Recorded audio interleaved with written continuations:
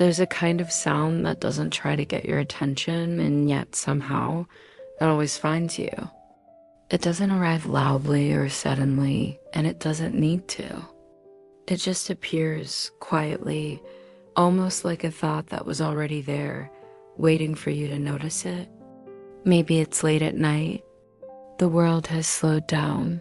The noise of the day has faded. And for the first time in hours, there's a little space around you. The kind of silence that feels different, not empty, but open. And then you hear it. A guitar. Soft, unhurried, just a few notes stretching into the quiet. Not perfect notes, not polished or precise. They bend a little. They hesitate. They feel like they're searching for something. And there's something in that imperfection that makes you stop. You don't analyze it. You don't question it. You just feel it. And without even realizing it, you start listening differently. Not just with your ears, but with something deeper. Something that recognizes what those sounds are trying to say. Even if you couldn't put it into words, that's the language of blues. It doesn't explain itself, and it doesn't try to be clear. It doesn't follow rules in a way that feels rigid or predictable. It just expresses. And what it expresses feels strangely familiar. Even if you've never studied music, even if you don't know what a chord progression is, even if you've never picked up an instrument, you still understand it. Because blues isn't just sound. It's emotion translated into something you can hear, something you can sit with. And here's the part that always feels a little strange. When people talk about blues, they almost always describe it the same way. They say it sounds sad, heavy, melancholic, sometimes even painful. And yet, we don't turn it off. We don't walk away from it. We stay. We let it play. We let it fill the space around us, and somehow, instead of pushing us away, it pulls us in. So why is that? Why would something that feels like pain draw us closer instead of making us uncomfortable? Why do we return to it, especially in those moments when we're already quiet, already thinking, already a little distant from everything else? Maybe it's because blues doesn't just reflect pain, it transforms it. Not into something brighter, not into something easier to ignore, but into something honest. And honesty has a kind of weight to it. A kind of presence that feels real. Most of the time, we don't really express what we feel. We simplify things. We move past them. We distract ourselves. We tell ourselves we'll think about it later, or that it's not important, or that it will pass. And sometimes it does, but sometimes it doesn't. Sometimes it just stays somewhere in the background, quiet but still there. Blues doesn't do that. It doesn't push anything away. It doesn't try to resolve the feeling too quickly. It just stays with it. It lets it exist, and maybe that's why it feels so different. Because in a world that constantly pushes us to be faster, lighter, more positive, more productive, blues does the opposite. It slows everything down. It creates space. It gives you a moment where nothing is being demanded from you.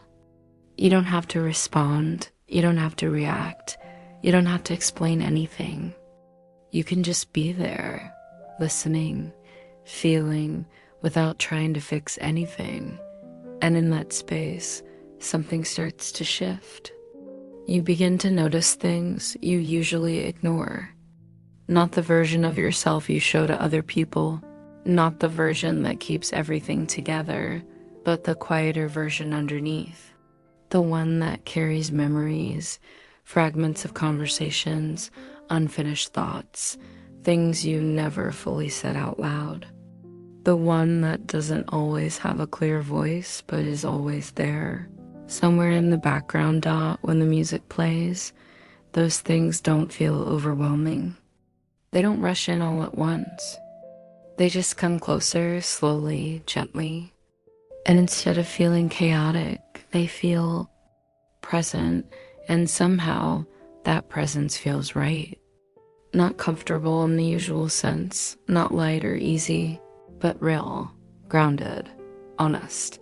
That's why blues is more than just a genre. It's something you recognize before you can explain it. It's like a conversation that happens without words, where nothing needs to be translated or clarified. A reflection that doesn't judge you, doesn't interrupt you, doesn't try to change what you're feeling. It just sits with you, and sometimes that's exactly what we need, because not everything needs to be solved. Not every feeling needs to be turned into something positive or productive. Some things just need to be felt fully without being rushed. And blues gives you that space. It creates a kind of quiet understanding where you don't feel alone in what you're experiencing, even if there are no words being spoken. So in this episode, we're not just going to talk about blues as music. We're going to step into it. We're going to explore where it comes from, what shaped it, why it sounds the way it does, and why it reaches something inside us that other music doesn't always touch in the same way. Because blues isn't just about pain. It's about what happens when pain is finally allowed to exist without being pushed away. And more importantly, what happens when someone, even for a moment, is willing to listen to it. So just take a breath. Let your shoulders relax a little. Let the pace of everything slow down, even if just for a few minutes. Stay here with the sound, with the silence between the notes, and with whatever it is that the music brings to the surface. You don't have to understand it right away. You don't have to name it. Just notice it, because sometimes understanding doesn't begin with answers. It doesn't come from explanations or definitions. Sometimes it begins in a much quieter place. It begins with listening. If you follow the sound of blues far enough back, it doesn't lead you to a stage or a studio. It doesn't begin with an audience or even with music as we know it today. It leads you somewhere quieter and much harder. It leads you to open land, to long days under the sun, to people who didn't have the luxury of expressing what they felt freely. Blues wasn't created as entertainment. It wasn't written to be performed. It began as something much more personal, something necessary, a way of carrying what couldn't be spoken out loud. In the American South, especially around the Mississippi Delta, life moved in a very different rhythm. The days were long, repetitive, and often exhausting. People worked in fields, in conditions that left little room for rest, and even less room for emotional release.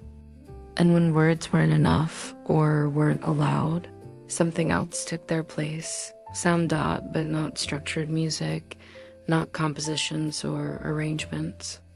It was something more raw. People would sing while they worked.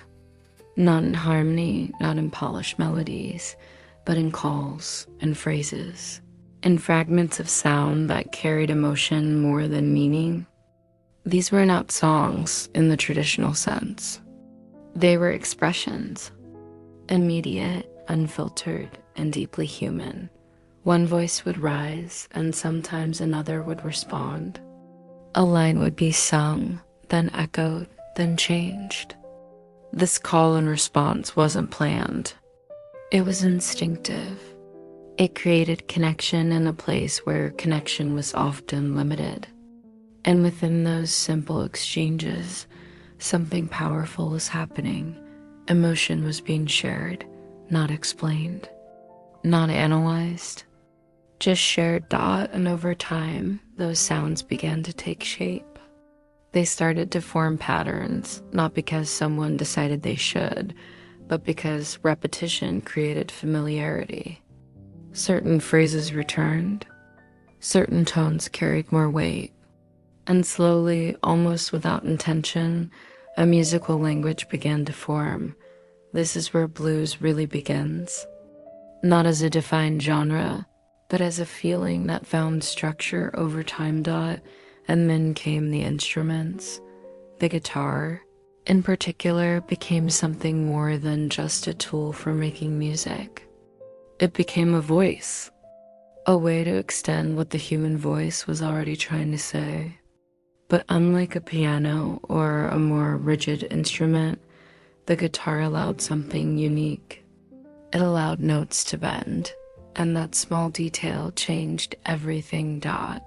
Because in that bending, something deeply human appeared. Notes were no longer fixed or perfect. They moved, they stretched, they almost struggled to settle into place.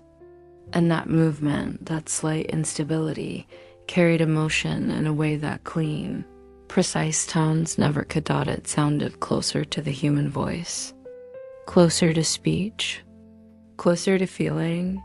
And when those sounds combined with the patterns that were already forming, blues started to take on a recognizable shape. Still simple, still raw, but now with a kind of identity. What's important to understand is that blues didn't come from theory. It didn't come from trained musicians sitting down to design a style. It came from experience, from repetition, from emotion that needed somewhere to go. It was shaped by environment, by history, by the realities of people who didn't have many ways to express what they were carrying inside. And because of that, it holds something different. When you listen to blues, you're not just hearing notes arranged in a certain way. You're hearing something that was built slowly over time out of real moments. Moments of exhaustion, moments of solitude, moments of quiet reflection at the end of a long day.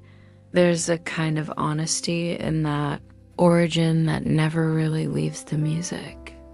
Even now, even in modern recordings, even when everything is clean and produced, that core feeling is still there. You can still hear where it came from, and maybe that's part of why it connects so easily. Because it doesn't feel distant or artificial. It feels grounded. It feels like something that belongs to real life, not something that was created to escape it. There's also something else, something subtle but important. Blues doesn't rush. It doesn't try to move quickly from one idea to another. It stays with a phrase.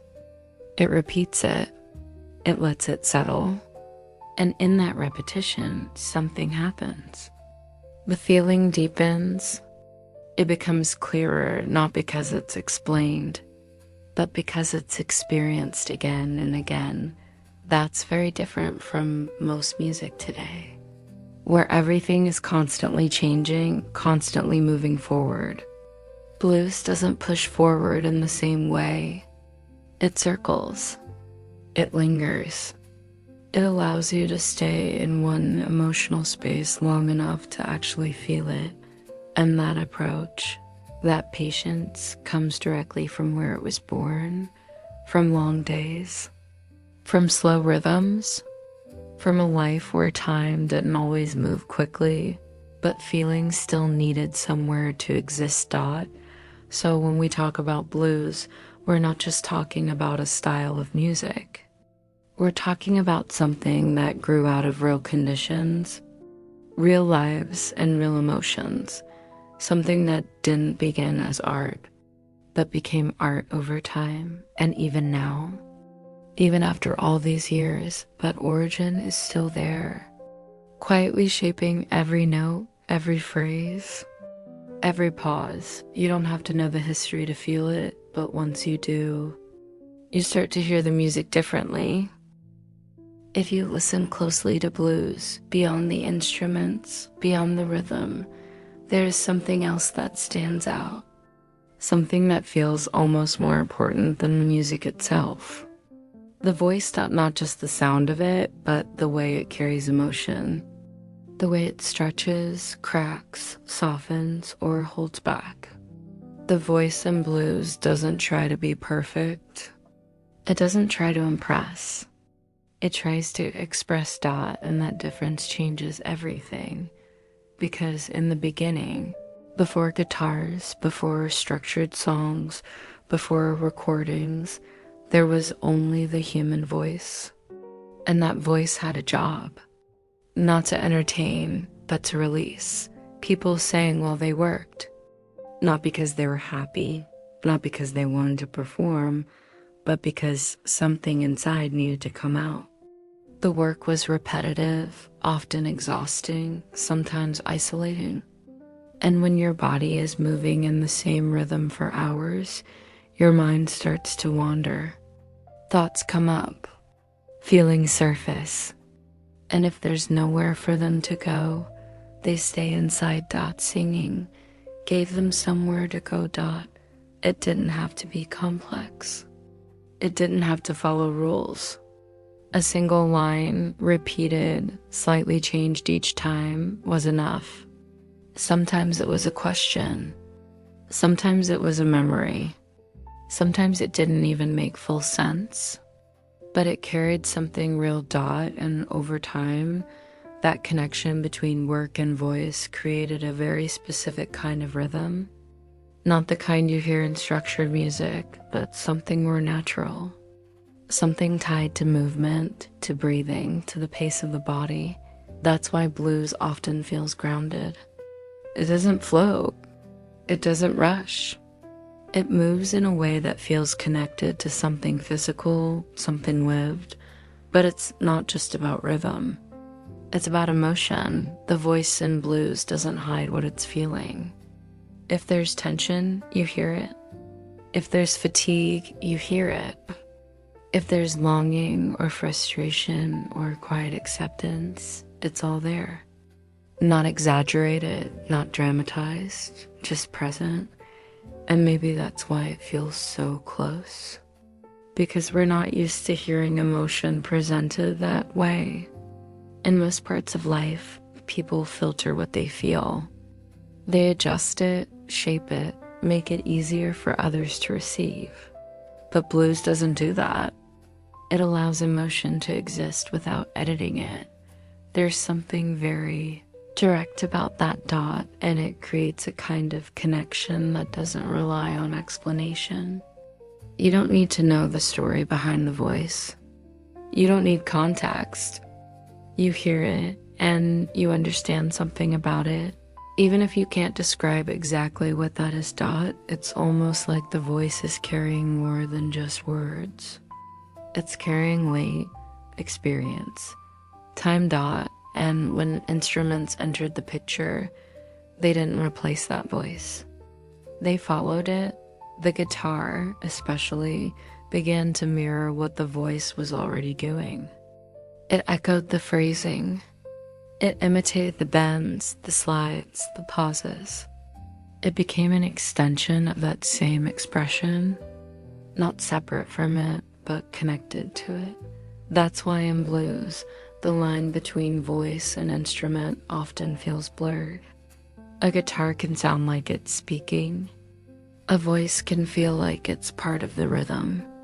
Everything moves together, shaped by the same intention, Dot, and that intention is simple, Dot, to express something that doesn't have another outlet, not to solve it, not to fix it, just to let it exist outside of the person for a moment. There's something powerful in that, Dot, because when emotion stays inside for too long, it becomes heavier. It becomes harder to understand. But when it's expressed, even in a simple way, even in a repeated phrase or a single note, something shifts, Dot. It doesn't disappear, but it becomes shareable. And that's where blues changes from something personal into something collective. Because once a feeling is expressed, it can be heard by someone else. And when someone else hears it and recognizes it, there's a connection, not through explanation, not through agreement, just through recognition. I know that feeling. Even if the circumstances are different, even if the details don't match, the core of it feels familiar, and that's something the human voice does better than anything else. It carries emotion in a way that no other instrument fully can, because we are wired to respond to it. We hear tone before we hear meaning. We feel intention before we process words. So when a voice in blues stretches a note, or holds it longer than expected, or lets it fall slightly out of place, we don't hear it as a mistake.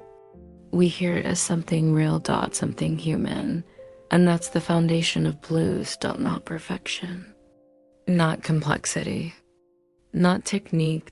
Human expression, shaped by work, by repetition, by emotion that needed somewhere to go. And even now, even in modern recordings, even when everything is cleaner and more controlled, that original connection is still there. You can still hear it in the phrasing, in the pauses, in the way a note is allowed to linger, just a little longer than necessary. It's a reminder of where it all began, with a voice trying to carry something that couldn't stay silent anymore. If you listen carefully to blues, there's a moment that happens again and again. A note is played, but instead of staying still, it moves. It stretches. It bends slightly out of place, as if it doesn't want to settle into a fixed position. And somehow, that small movement carries more emotion than a perfectly played note ever could. This is one of the most defining characteristics of blues. Not the chords, not the structure, but the way notes behave. They are not rigid. They are not exact. They live somewhere between what is expected and what is felt, and that space is where emotion begins. In most forms of music, notes are treated like precise points. You play them correctly, you land exactly where you're supposed to, and everything fits neatly into place. There's a kind of clarity in that, a sense of order. But blues doesn't always follow that idea. It allows notes to drift slightly, to exist just outside of perfection, and strangely, that's what makes them feel more real. Because human emotion is not precise. It doesn't arrive in clean lines or exact shapes. It moves, it shifts, it hesitates. Sometimes it lingers longer than it should. Sometimes it doesn't fully resolve. And when music reflects that same instability, it starts to feel closer to something we recognize inside ourselves. The technique itself is simple in theory. A guitarist presses a string and gently pushes it, raising the pitch just a little. Not enough to reach the next note completely, but enough to create tension. Enough to suggest movement. But what matters is not the technique. It's what it creates. That slight bend introduces uncertainty. It removes the fixed nature of the note and replaces it with something fluid, something alive. And when you hear it, you don't just hear pitch. You hear intention. You hear something reaching, almost like a voice trying to say more than it can. That's why bent notes often feel emotional. Not because they are technically complex, but because they mimic the way we speak when we're feeling something deeply. When people talk about something important, their voice changes. It rises slightly, it breaks, it slows down. It doesn't stay controlled.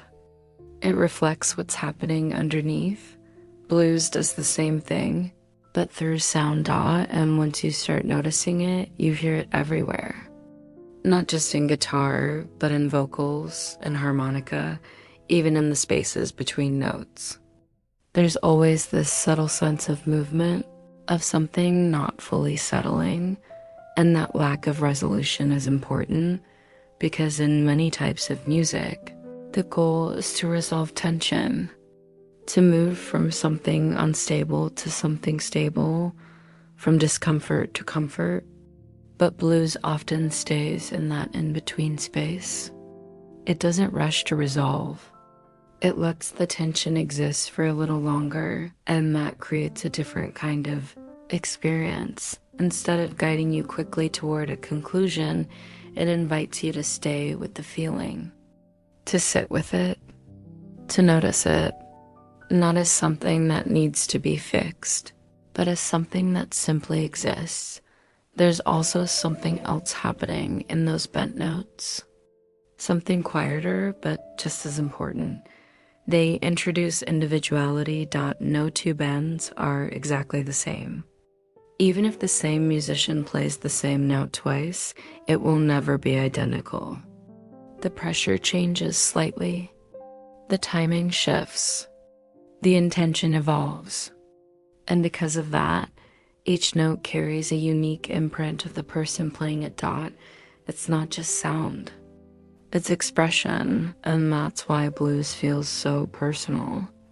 Because it leaves space for variation, for imperfection, for subtle differences that reflect the human behind the instrument. In more structured music, perfection is often the goal. Precision, timing, clarity. Everything aligned, everything predictable, but blues moves in the opposite direction. It allows unpredictability. It allows variation. It accepts that expression is more important than accuracy. And in doing that, it creates something that feels alive.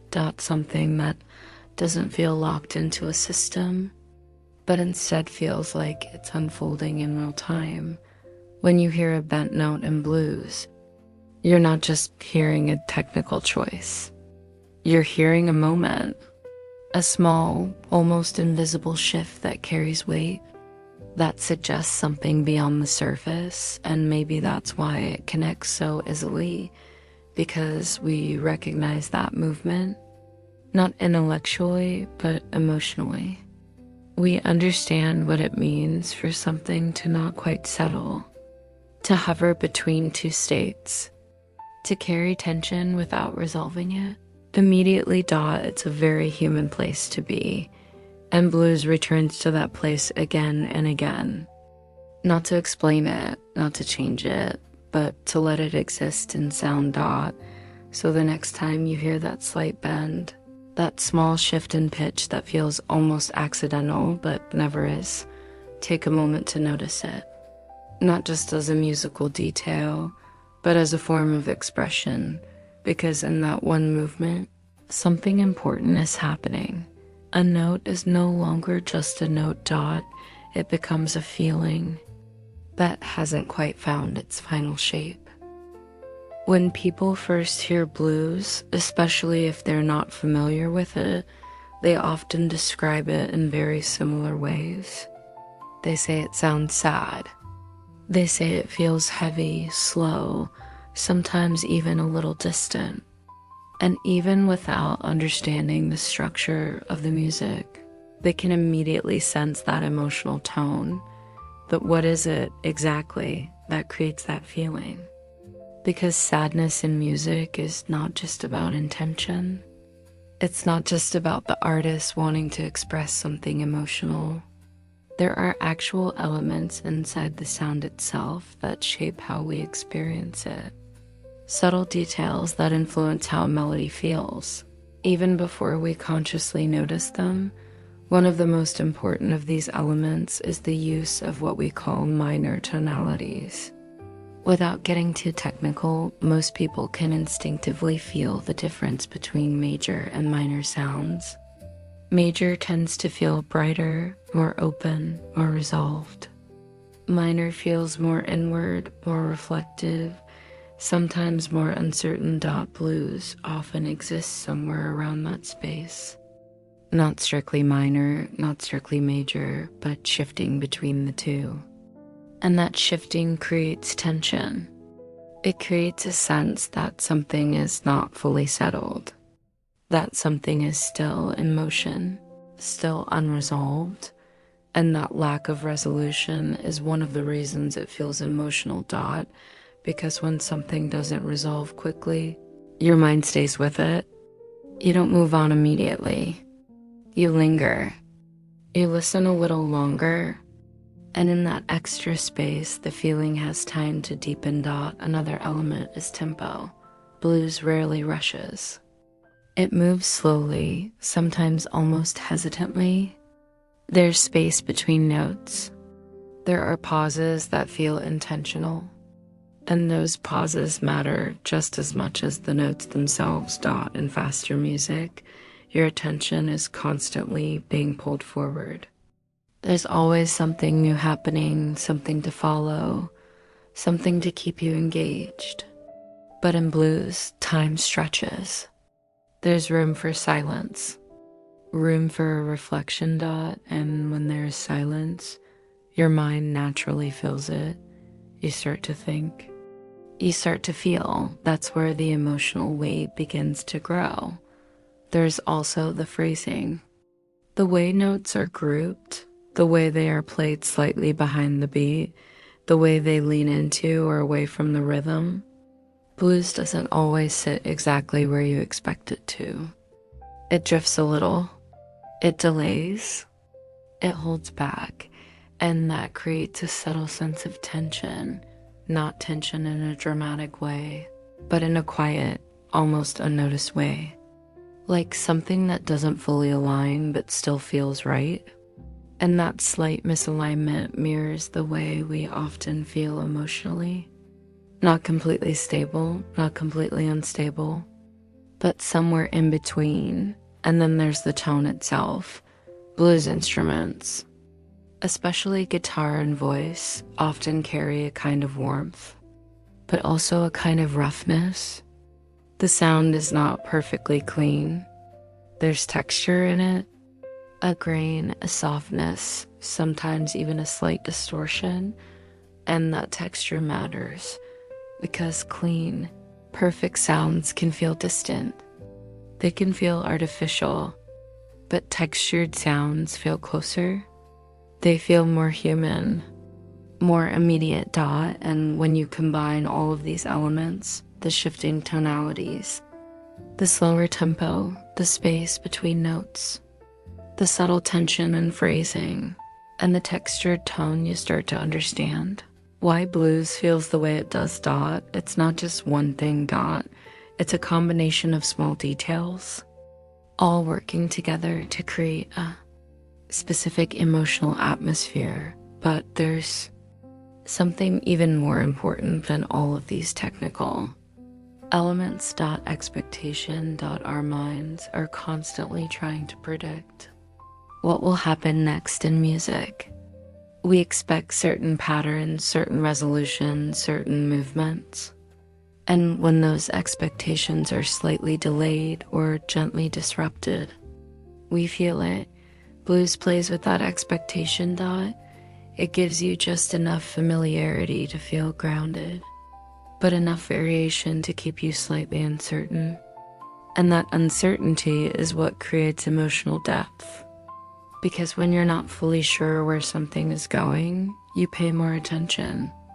You stay present. And in that presence, the feeling becomes stronger. There's also a psychological layer to all of this. We don't just hear music. We interpret it based on our own experiences. Certain sounds remind us of certain states of mind. Slower tempos, softer tones, and unresolved phrases are often associated with introspection, with quiet moments, with reflection. So when we hear blues, we don't just hear the structure of the music. We connect it to how we felt in similar moments, and that connection amplifies the emotion. It's not just the music anymore. It becomes something personal. And maybe that's the most important part, because blues doesn't force you to feel a specific emotion. It doesn't tell you exactly what to experience. It creates a space, an atmosphere, and then allows you to bring your own meaning into it. For one person, it might feel like sadness. For another, it might feel like calm. For someone else, it might feel like relief. And all of those interpretations can exist at the same time. That's why blues is often described as sad, but doesn't always feel heavy. It can feel soft. It can feel grounding. It can even feel comforting, because what you're really experiencing is not just sadness. You're experiencing depth. And depth doesn't always have a single emotion attached to it. It's layered. It's complex. And it leaves space for you to find yourself inside it. So when someone says that blues sound sad, they're not wrong, but they're also not seeing the full picture, because what they're really hearing is a combination of tension, space, movement, and texture, all working together to create something that feels deeply human. Something that doesn't rush you, something that doesn't distract you, something that simply stays long enough for you to feel it.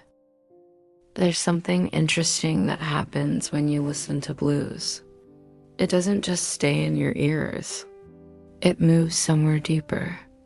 You don't just hear it, you feel it.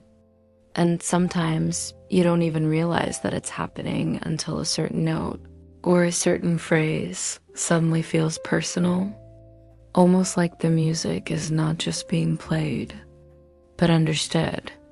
And that raises an important question. Why does this happen? Why does blues, more than many other types of music, seem to reach something inside us so quickly and so directly? Part of the answer lies in how we, as humans, are wired to respond to sound. We don't just process music logically. We don't sit there analyzing every note or structure. Instead, our brain responds emotionally, often before we're even aware of it. Certain tones, certain patterns, certain rhythms, they trigger reactions automatically. And one of the most powerful triggers we have is the human voice. Even when there are no words, even when the sound is coming from an instrument, if it resembles the way a voice behaves, if it bends, if it pauses, if it carries subtle shifts in tone, we respond to it as if it were human. That's why blues feels so immediate, because so much of it is built around that vocal quality. The guitar doesn't just play notes, it imitates speech. The phrasing doesn't just follow rhythm, it follows breath. The pauses don't just mark structure, they create space, like moments between sentences. And when something feels like a voice, our brain listens differently. We pay attention. We connect. We try to understand. Even if there are no actual words, there's also another layer to this. Something more subtle, but just as important. We are naturally drawn to emotional honesty. In everyday life, people rarely express exactly what they feel. There are filters, expectations, social rules. We adjust ourselves depending on where we are, who we're with, what's appropriate. And over time, that creates distance between what we feel and what we show. But when you hear blues, that distance disappears. The emotion is not hidden. It's not softened. It's not reshaped to be easier to hear. It's simply there, direct, unfiltered. And when we encounter that kind of honesty, something inside us responds. Because we recognize it, even if we don't express things the same way, we know what it feels like to carry something we haven't fully said. And when we hear that kind of expression in music, it feels like someone else has given form to something we couldn't. That creates a sense of connection. Not a loud or obvious one, a quiet one. The kind where you don't need to explain anything because the feeling is already understood. There's also the role of memory. Music has a unique ability to attach itself to moments. Certain sounds remind us of certain times, certain places, certain states of mind. And even if we're not consciously thinking about those memories, the feeling of them can still be present. Blues, with its slower pace and open structure, leaves room for that. It doesn't fill every second with sound. It allows space. And in that space, your mind has room to wander. And when your mind wanders, it often returns to things that matter. Things that were never fully processed. Things that still carry emotion. So the music becomes more than just something you're listening to. It becomes something you're experiencing alongside your own thoughts. And that makes it feel deeper. Because now it's not just the music anymore. It's your interpretation of it, your connection to it, your presence inside it. There's also something important about the way blues repeats itself. Certain phrases return, certain patterns cycle, and instead of becoming boring, they become familiar. And familiarity creates comfort. When something repeats, your brain relaxes. It doesn't have to work as hard to follow what's happening. And in that relaxed state, you become more open, more receptive, more aware of subtle emotional shifts. That's when the music really starts to sink in.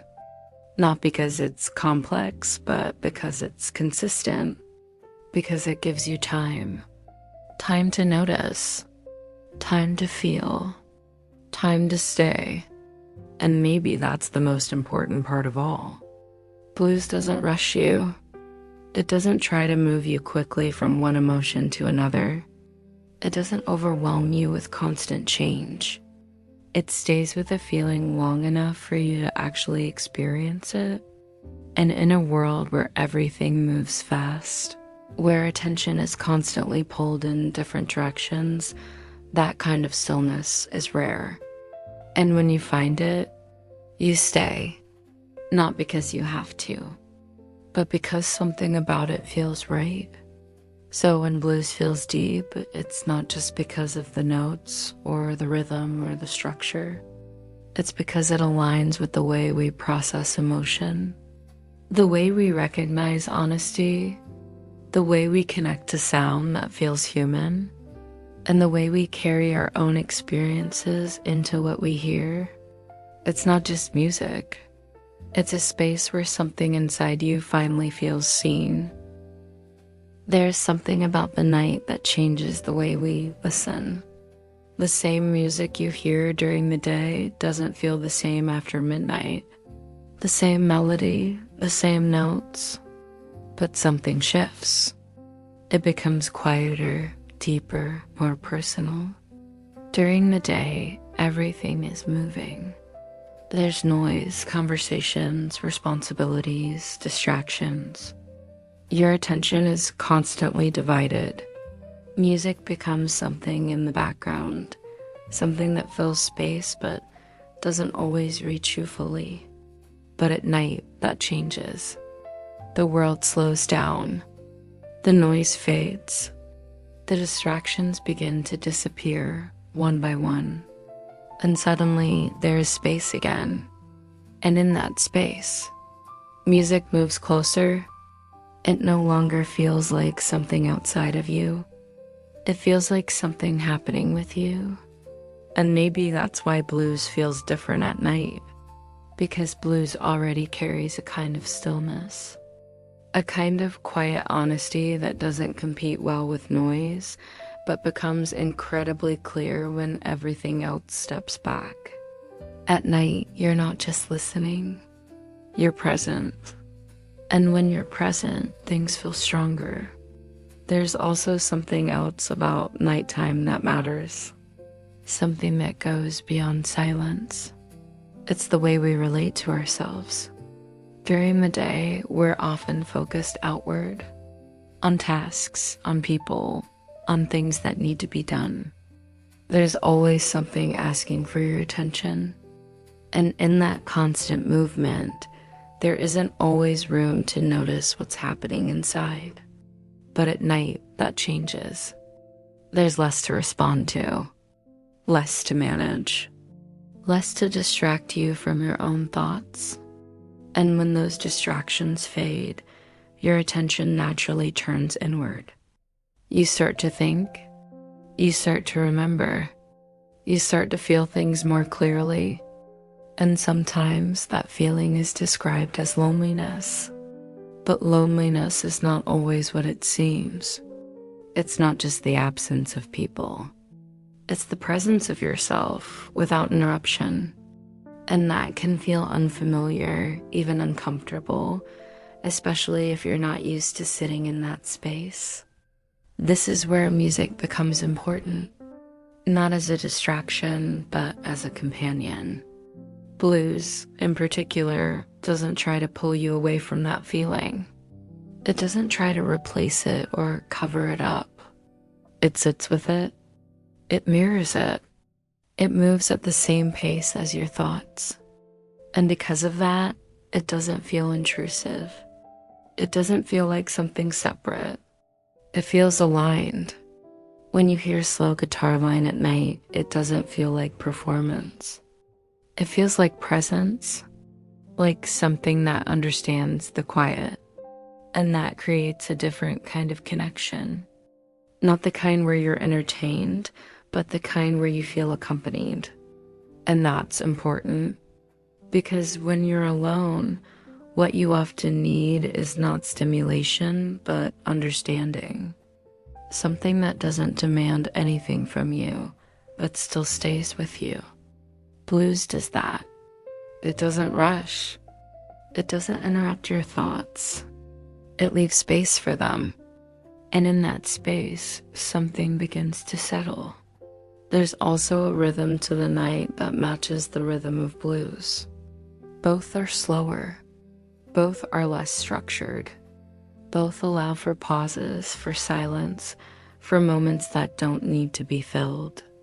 And when those two rhythms meet, something feels natural, like the music belongs there, like it was always meant to be heard at that time and that state. There's a reason so many people turn to this kind of music when they can't sleep, when they're thinking, when they're trying to process something they can't quite define.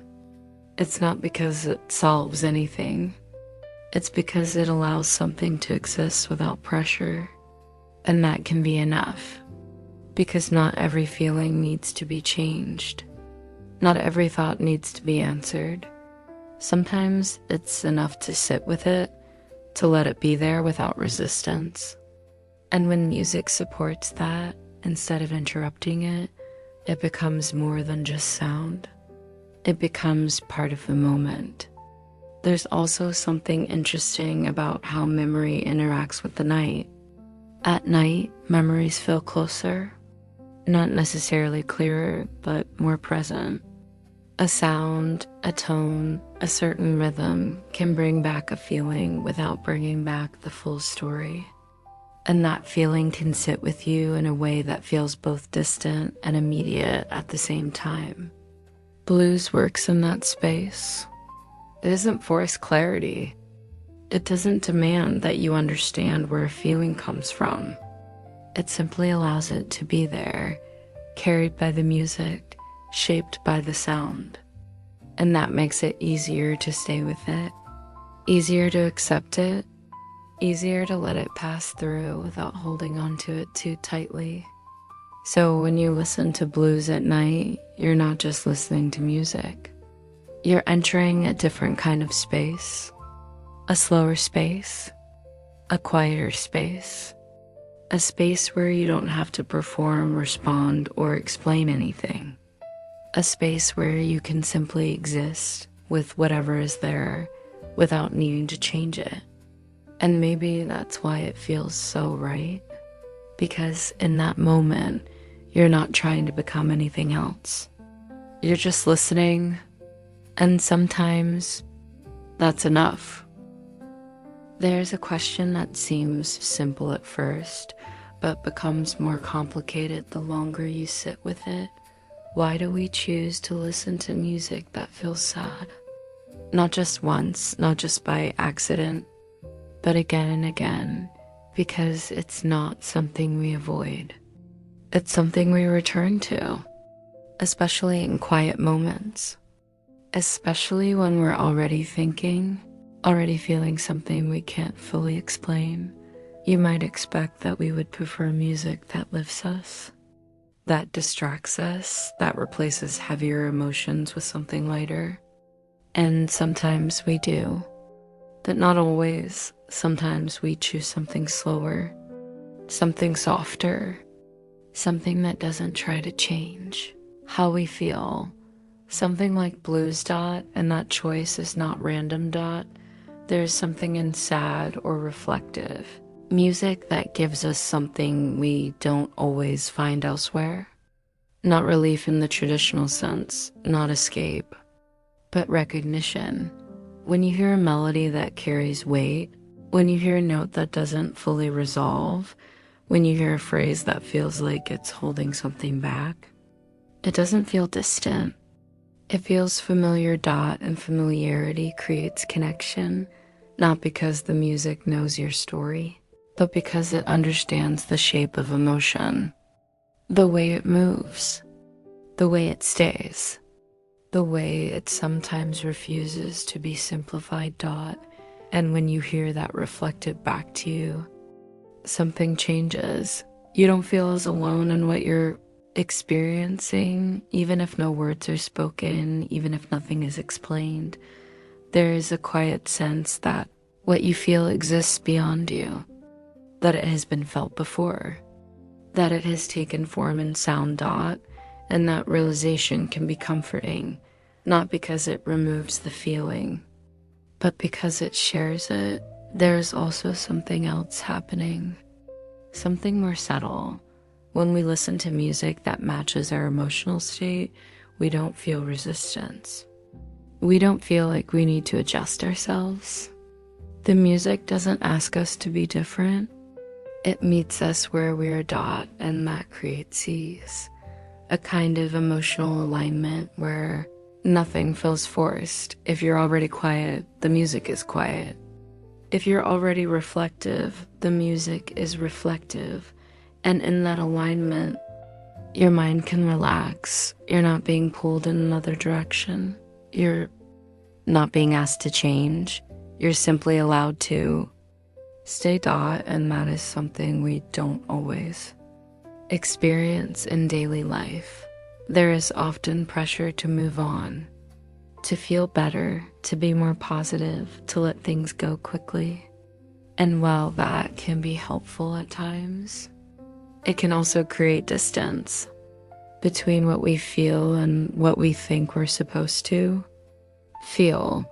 Music like blues removes that pressure dot. It doesn't rush you dot. It doesn't tell you what to do with your emotions dot. It simply sits with them dot. And in doing that, it gives you permission to do the same. There's also a paradox here.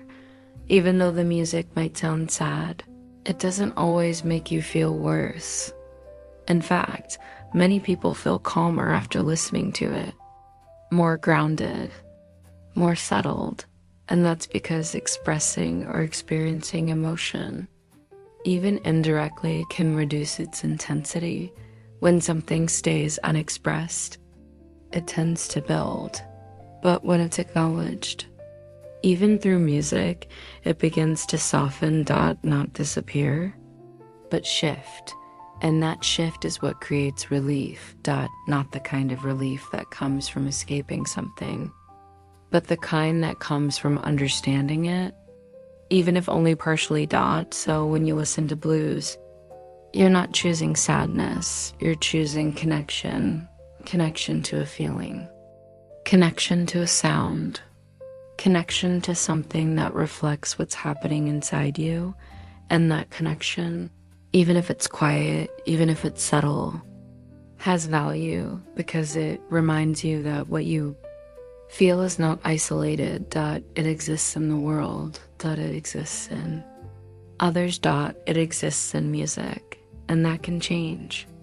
The way you experience it, dot, it becomes less heavy, dot, less confusing, less alone, and maybe that's the real reason we return to it, dot, not because we want to feel sad, but because we want to feel understood, dot. So as this sound slowly fades, as the notes become quieter, as the space between them grows, notice what remains, dot, not the structure of the music, not the theory behind it, but the feeling, the quiet presence that stays even after the sound is gone, because that is where blues lives, dot, not just in the notes, but in the space they leave behind.